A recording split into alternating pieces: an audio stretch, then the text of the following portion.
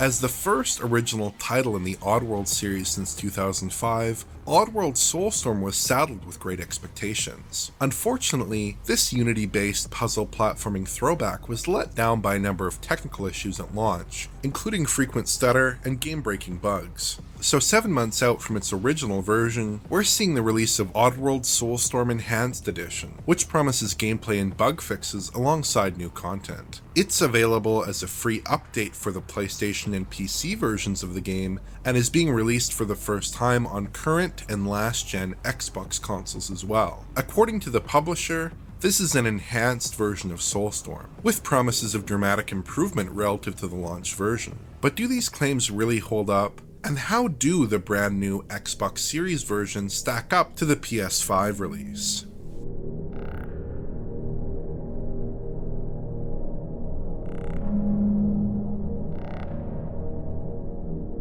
Oddworld Soulstorm was originally released earlier this year and has already received some excellent coverage from John, so I'd recommend checking out his video for a more in-depth look at the general features of the game. Here, we'll mostly be focusing on the new aspects of the Enhanced Edition release. But first, let's talk about the basics. Oddworld Soulstorm is a 2D platformer and the 5th original entry in the Oddworld series. It's a sort of reimagining of Oddworld Abe's Exodus, which was originally released on the PlayStation 1 in 1998. Soulstorm's claim to fame is its heavy focus on narrative and player agency, with a detailed storyline, a large variety of character abilities, and a morality system. Soulstorm is definitely a platformer, but it often plays more like a sort of improvisational stealth game. The main character has a wide range of equipment, along with the ability to craft items and possess enemies. You move around large 2D levels, avoiding enemies as you go or dispatching them through the creative use of various abilities and items.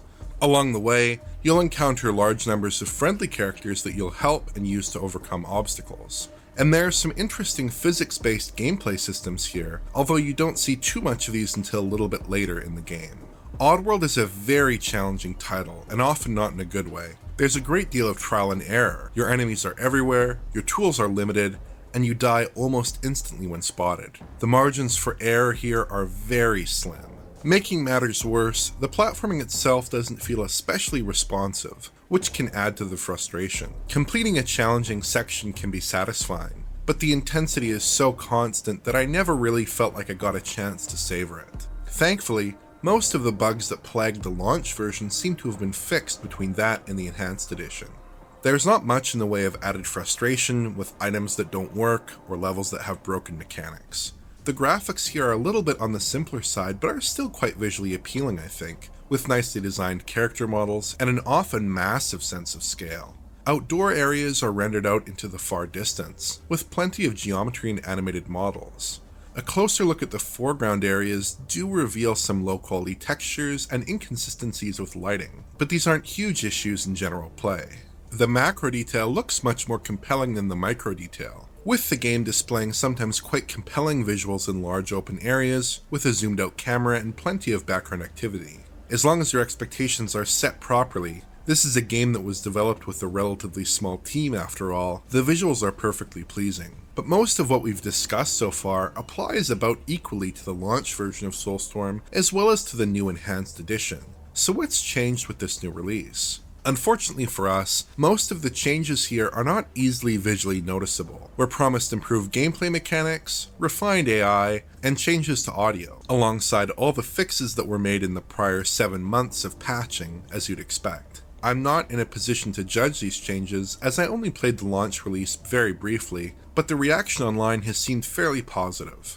Enhanced Edition also comes with some new levels, available from the main menu. Toby's Escape is available on PlayStation and PC, while Viker's Labs is available on Xbox.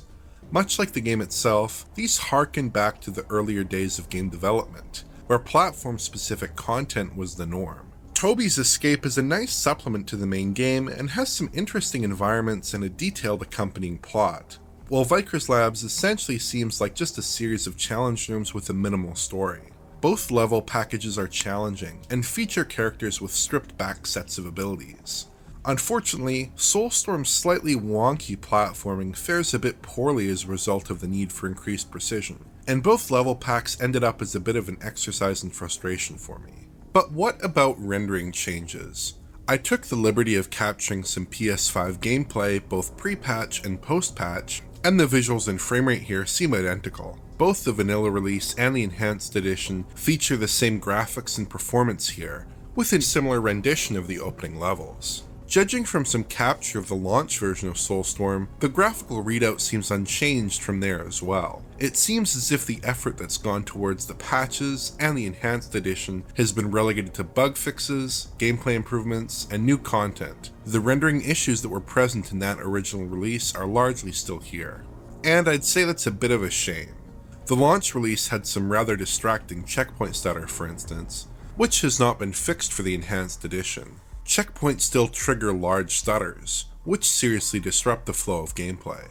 That issue persists across all the platforms, but there are some interesting console differences here as well. Let's start with the PS5. The resolution here is 2560 by 1440, or 1440p, in common with the launch release. Image quality is a little bit below where you'd expect a 1440p game to be, however, with some noticeable shimmer and blur. It does hold up well enough, I'd say, at a reasonable viewing distance though. Performance here is a mostly locked 60 FPS, outside of the aforementioned checkpoint stutter, and some rare dips during more intense sequences. The pre-encoded video cutscenes also run at 60 FPS. At the risk of repeating myself too much, the general impression here is that things are basically unchanged since launch. There's also a double buffer Vsync setup on PS5, which is curiously not present in the series console versions. This means that when the game does drop from its performance target, Oddworld immediately dives to 30 FPS when frames are even just slightly over budget. This is annoying and makes the framerate drop more than it should when frames are over budget, although thankfully framerate dips are rare on PS5. Triple buffering, which seems to be in effect on the series consoles, would have been a better choice. Series X is a mixed bag overall compared to the PS5 release. We get the same resolution here, 1440p, but there's a generally higher level of performance here. Some scenes that show performance dips on PS5 fail to hit the framerate at all on Series X. Unfortunately, the pre-encoded cutscenes are downgraded here from 60 FPS on PS5 to 30 FPS on Series X and Series S. This is a bit annoying as there's a mismatch between the framerate in story sequences and in gameplay. Worse still, these videos have bouts of extremely poor frame pacing, which looks very off-putting. So overall, the Series X delivers a slightly smoother experience in gameplay, but delivers a much choppier experience in cutscenes. Things take a bit of a downturn with Series S, unfortunately. Resolution has been downgraded to 1080p, which is about what you'd expect. There's a fair bit more blur and shimmer on display here, but it feels like a pretty reasonable showing for the hardware, and overall the image is a good match for smaller or lower resolution displays. That's where the good news ends, however. Performance really isn't great here, with frequent FPS drops in most outdoor areas. In many outdoor scenes, you get a framerate that hovers in the low 50s, with occasional drops into the 40s. It doesn't feel very stable on a conventional display, although of course VRR alleviates most of these issues. And of course the pre-encoded cutscenes are 30Hz here and have frame time issues, in common with the Series X release. The performance picture overall though is still mostly reasonable. The Series X and PS5 versions run well enough after all, with mostly stable performance interrupted by fairly frequent checkpoint stutter. Series S is a bit tough to recommend at the moment though, unless you have access to a VRR display. But there's one last thing I'd like to touch on, and that's DualSense support. The PS5 version of Soulstorm has some interesting but somewhat distracting vibrations. You feel every footstep and heartbeat as your character sneaks through enemy patrols. There's a much more restrained use of vibration on the series consoles, as you might expect, which is definitely less annoying. Oddworld Soulstorm Enhanced Edition isn't the most technically accomplished release I've seen, but there's certainly something to appreciate. This is an attractive and artistically interesting game, with an often dramatic sense of scale. Soulstorm is let down somewhat by performance issues, however, and there's definitely a sense that Soulstorm is less polished than it ought to be, particularly 7 months out from its original release. But with that, we've reached the end of this video. If you enjoyed it, Please like, subscribe, and press the bell for notifications for new videos. To view a higher quality version of this video, check out our Patreon at digitalfoundry.net, and to get in touch, just use Twitter.